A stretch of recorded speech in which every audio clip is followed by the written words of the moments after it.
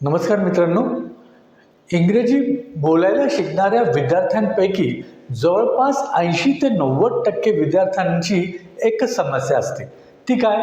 त्यांची ही एकच समस्या असते की आम्हाला इंग्रजी बोलायला जमत नाही. आम्हाला इंग्रजी दुसऱ्यांनी बोललेलं किंवा आम्ही जे इंग्रजी वाचतो ते आम्हाला कळतं, परंतु ज्यावेळी आम्ही बोलायला जातो त्यावेळी आम्हाला बोलता येत नाही. मग आम्ही त्यांना असं विचारतो की बोलता येत नाही म्हणजे काय? तर मग ते असं म्हणतात की काय बोलायचं हे आम्हाला माहीत आहे, परंतु जेव्हा आम्ही ते बोलण्याचा प्रयत्न करतो ते कसं बोलायचं हे आम्हाला माहीत पडत नाही आणि त्यामुळे आमची पंचाईत होते. मित्रांनो, बघा कसं आहे की आपण बोलतो ही एक वेगळी प्रक्रिया आहे आणि आपण समजतो, ऐकून घेतो, आपण समजतो ही एक वेगळी प्रक्रिया आहे.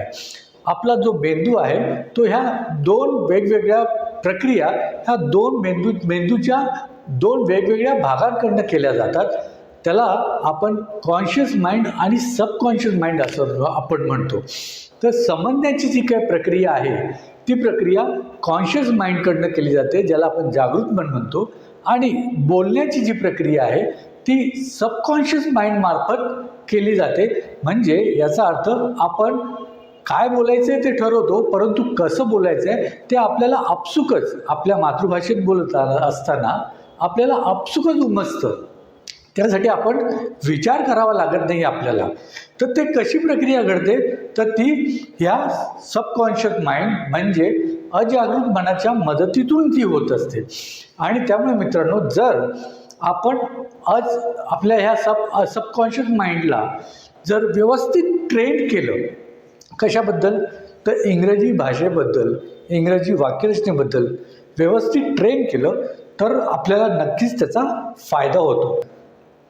नमस्कार मित्रांनो, मी संजय हिरे. गेल्या आठवड्यातच मी माझा पहिला व्हिडिओ लॉन्च केला होता.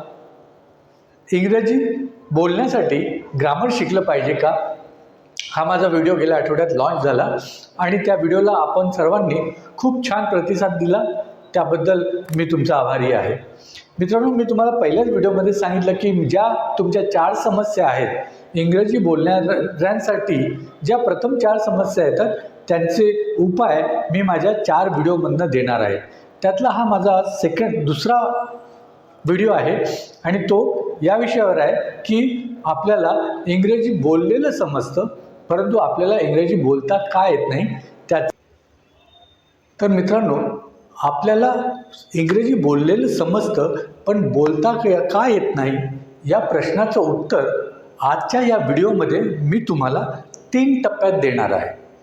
3 टप्प्यात. ते कोणते टप्पे आहेत? तर पहिल्या टप्प्यात मी तुम्हाला हे एक्सप्लेन करून सांगणार आहे की आपल्याला इंग्रजी बोललेलं कसं समजतं, का समजतं, हे पहिल्या टप्प्यात मी तुम्हाला स्पष्ट करून सांगणार आहे. दुसऱ्या टप्प्यामध्ये आपण ही चर्चा करणार आहोत की इंग्रजी बोलताना आपल्याला शब्द का सुचत नाहीत, म्हणजे थोडक्यात आपल्याला इंग्रजी बोलता का येत नाही ह्याचं स्पष्टीकरण मी तुम्हाला दुसऱ्या टप्प्यात देणार आहे. आणि तिसरा टप्पा हा तुम्हाला स्पेशल टिप्स असणार आहे की काय केल्यानंतर, कोणत्या कृती केल्यानंतर तुम्हाला इंग्रजी जसं बोललेलं समजतं तसं तुम्हाला इंग्रजी बोलता सुद्धा येऊ शकतं. आता ज्यावेळी आपण कोणाचं तरी संभाषण ऐकत असतो किंवा आपण वाचत असतो त्यावेळी आपण नेमकं काय करत असतो? तर आपण ग्रहण करत असतो, आपण ऐकत असतो. शब्द आपल्या कानातून आपल्या मेंदूपर्यंत जातात, राईट? तर मेंदूचं जे कार्य आहे ते 2 भागात चालतं. एक कॉन्शियस माइंड आणि दुसरा सबकॉन्शियस माइंड. तर जी समजण्याची प्रक्रिया आहे, समजून घेण्याची प्रक्रिया आहे, ती कोणामार्फत केली जाते? तर ती आपल्या जागृत मनाने म्हणजे कॉन्शियस माइंडने होतं. कॉन्शियस माइंड काय करतं? तर आपण जे ऐकतो, जे वाचतो ते शब्द तो घेतो आणि त्याचे अर्थ आपल्याला माहीत असतात. त्या अर्थाचं योग्य तो अर्थाचं वाक्य बनवून मग त्याचा आपल्याला अर्थ अवगत होतो. हे अर्थ समजण्यासाठी आपल्याला कोणकोणत्या घटकांचा उपयोग होतो? तर आपण काही वेळेला घटनाक्रम आपल्याला माहिती असतो, काही वेळेला आपण हावभावाद्वारे आपण अर्थ समजून घेण्याचा प्रयत्न करतो. वेगवेगळ्या प्रकारच्या परिस्थितीनुसार आपण अर्थ काढून घेण्याचा प्रयत्न करतो. तर हे सगळं कोण करत असतं? तर हे सगळं कॉन्शियस माइंड करत असतं, आपलं जागृत मन करत असतं. आणि म्हणून आपल्याला फक्त ते ऐकायचं आहे, जागृत मनाकडे पाठवायचं आहे आणि मग तो त्याच्यातून अर्थ काढून आपल्याला तो अर्थ समजायला मदत करतो.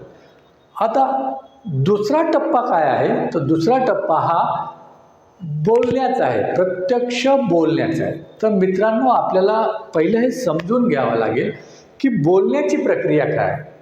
बोलणं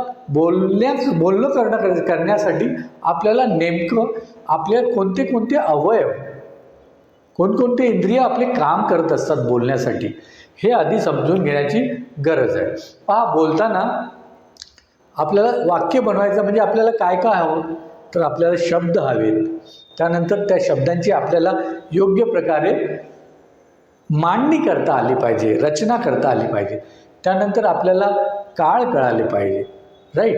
ह्या सगळ्या गोष्टी आपल्याला योग्यरित्या मांडल्यानंतर आपल्याला ते उच्चारता आलं पाहिजे. न अडखळता आपल्याला ते वाक्य, ते शब्द उच्चारता आले पाहिजे. म्हणजे काय? तर मग हे सगळं येतं कुठून? तर ते आपल्या आतून येतं, मनातून ते सगळं आलं पाहिजे. आपल्याला ते शब्द मनातून आले पाहिजे, ती वाक्यरचना मनातून आली पाहिजे.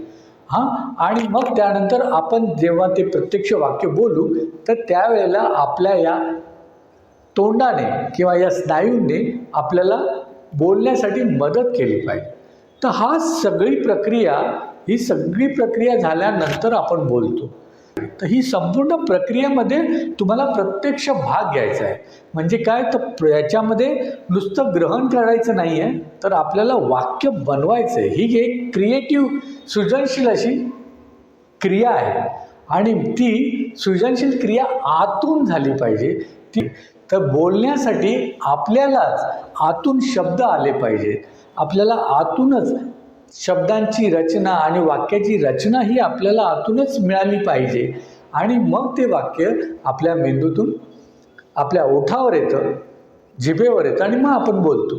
याच्यामध्ये सृजन आहे. सृजन म्हणजे आपण क्रिएट करतो, वाक्य क्रिएट करतो.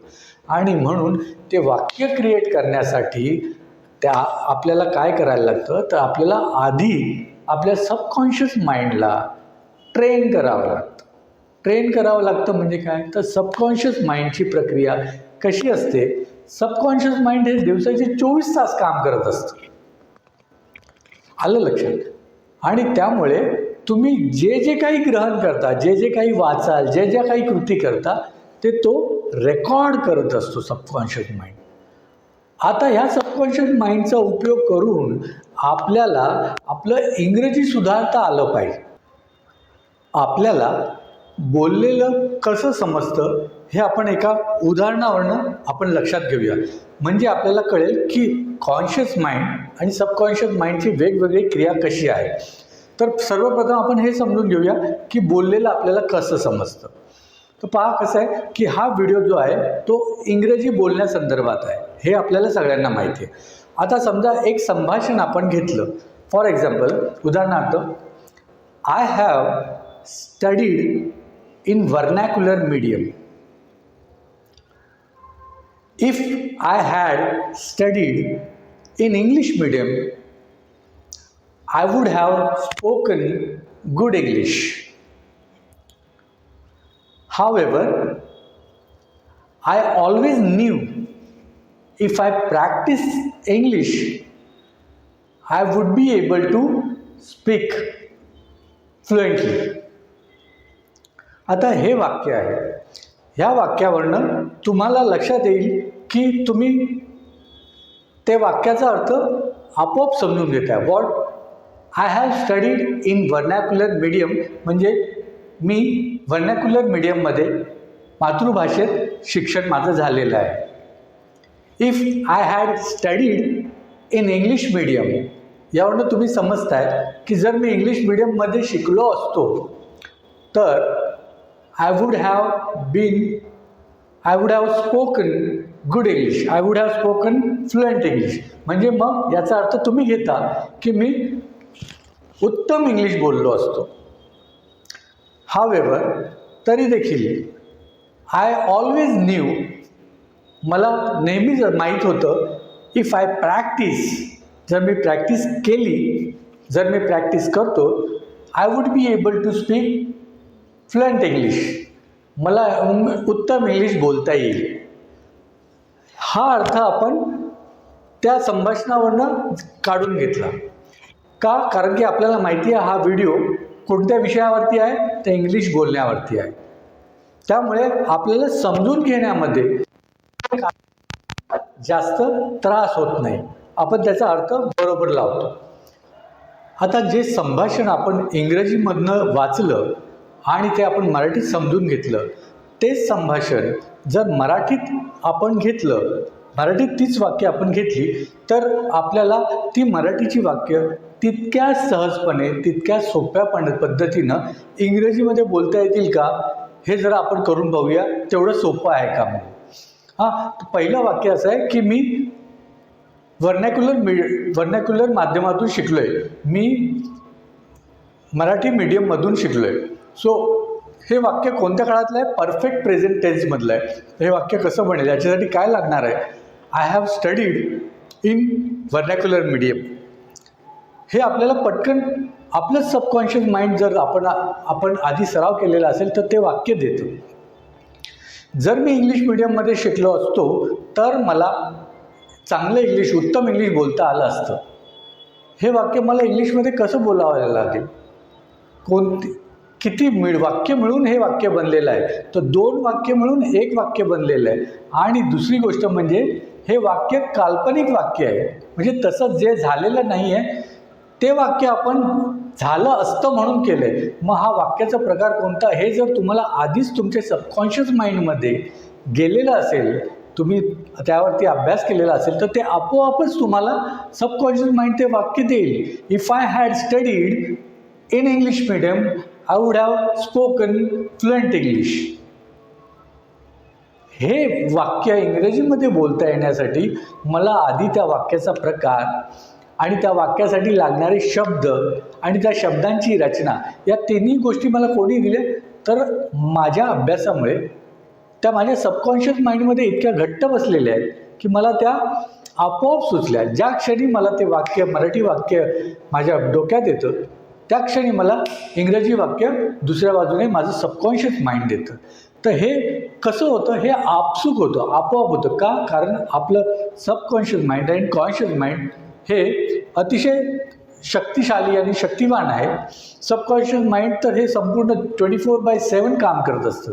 त्यामुळे आपण जितकं इंग्रजी वाचू, जितकं इंग्रजीचा अभ्यास करू, तितकं ते सगळं सबकॉन्शियस माइंडमध्ये रेकॉर्ड होत जातं आणि तुम्हाला विनासायास ज्यावेळी आवश्यकता पडेल त्यावेळी सबकॉन्शियस माइंडच तुम्हाला ती वाक्य पुरवतं. आणि तुम्ही जर बोलण्याचा, जर वाचण्याचा, मोठ्याने वाचण्याचा सराव केला असेल तर तुम्हाला ते वाक्य बोलून दाखवायलाही बिलकुल अवघड जात नाही.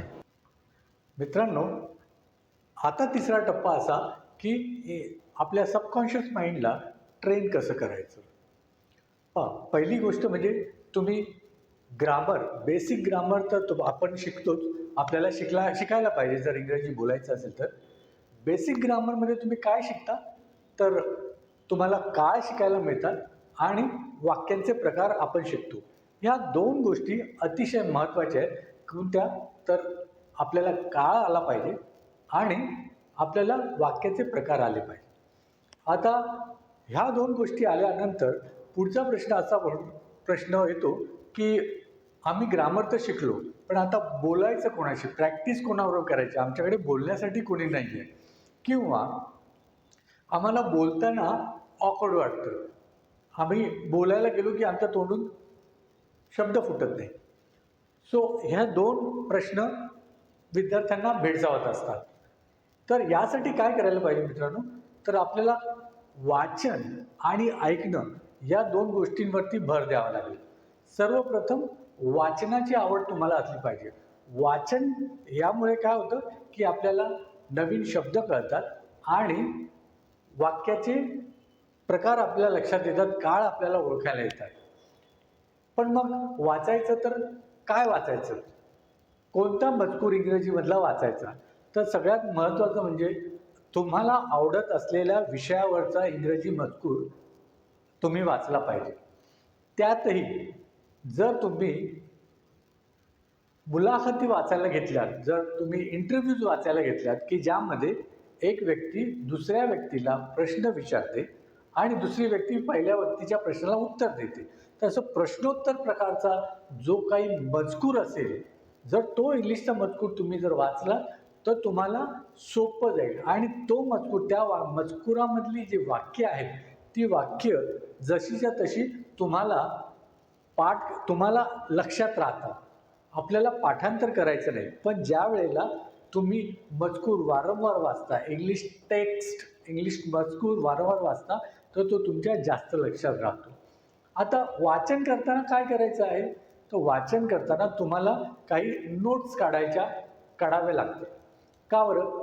तर नोट्स काढत असताना तुम्ही जेव्हा एखादा पॅरा वाचायला घ्याल, तर त्या पॅरामध्ये येणारी वाक्य, ही वाक्य सिंगल वाक्य आहेत की जोड वाक्य, म्हणजे दोन वाक्यांचं मिळून बनलेलं वाक्य आहे, कोणत्या काळातले दोन वाक्य एकत्र आलेली आहेत, त्यांना जोडणारा कोणत्या शब्दाने ते वाक्य जोडलं गेलं आहे, तर वाक्याचा प्रकार काय आहे, ह्या अशा गोष्टी तुम्हाला ओळखायच्या आहेत. फार मोठा कॉलम वाचला पाहिजे अशातला भाग नाही. तुम्ही 10 ओळीचे मजकूर इंग्रजी वाचायला सुरुवात केली इथपासूनही पुरेसं आहे. परंतु त्या 10 ओळी वाचत असताना प्रत्येक ओळीमधल्या ओळींचा अर्थ, त्यांचा काळ, त्यांचा वाक्याचा प्रकार हे जाणून घेण्याचा प्रयत्न करायचा.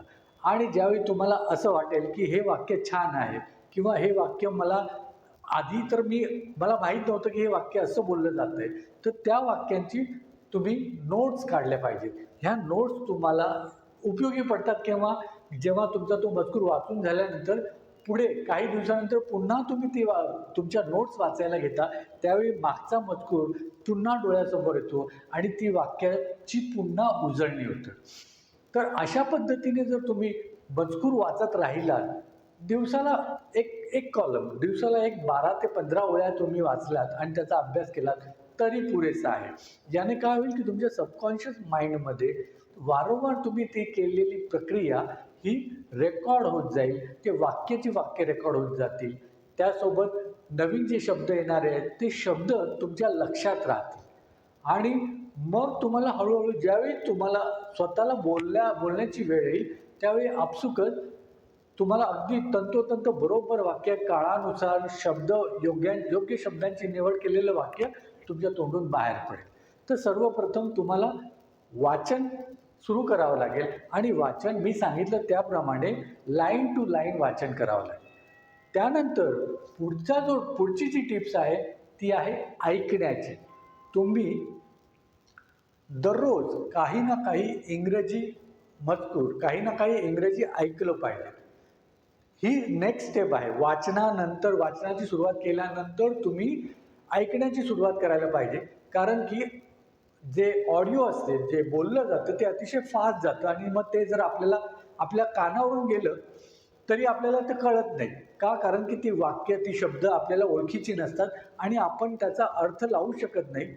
फक्त कानावरून शब्द जात आहेत पण कळत काय नाही, अशी परिस्थिती झाली तर वाचण्यातला आनंद निघून जातो आणि मग ऐकण्यातला आनंद निघून जातो आणि मग आपण ऐकण्याचं टाळायला लागतो. तर तसं न होता जर तुम्ही आधी वाचन आणि त्यानंतर ऐकण्याची प्रक्रिया सुरू केली तर तुम्हाला कानावर जाणारी शब्द, वाक्य ही ओळखीची वाटायला लागतील आणि मग तुम्हाला त्याचा अर्थही कळायला लागेल आणि असं करता करता तुम्हाला ऐकण्याची सुद्धा आवड लागेल. तर वाचन आणि ऐकणं आणि तुम्ही जे काही वाचनातून आणि ऐकण्यातून तुम्ही जे काही नोट्स काढलेले आहेत त्यांचं पुन्हा काही कालावधीनंतर पुन्हा त्या नोट्स काढून वाचणं हा एक उत्तम प्रयोग आहे. उत्तम प्रयोग यासाठी आहे कारण की त्याने तुम्हाला पॉझिटिव्ह रिझल्ट मिळतील. तर ह्या 2 गोष्टी जर तुम्ही अवलंबल्या, वाचन आणि ऐकणं, ह्या 2 गोष्टी अवलंबल्यानंतर तुमचा इंग्रजी बोलण्याचा कॉन्फिडन्स वाढेल. तुमचं सबकॉन्शियस माइंड तुम्हाला योग्य ते प्रकारची वाक्यरचना देईल, शब्द देतील आणि तुम्हाला वाक्य सुचायला लागतील. तर मित्रांनो, आजच्या व्हिडिओमध्ये इथपर्यंत मी तुम्हाला माहिती दिलेली आहे. यानंतरचा व्हिडिओ मी तुम्हाला थोड्याच दिवसात बनवून टाकेल.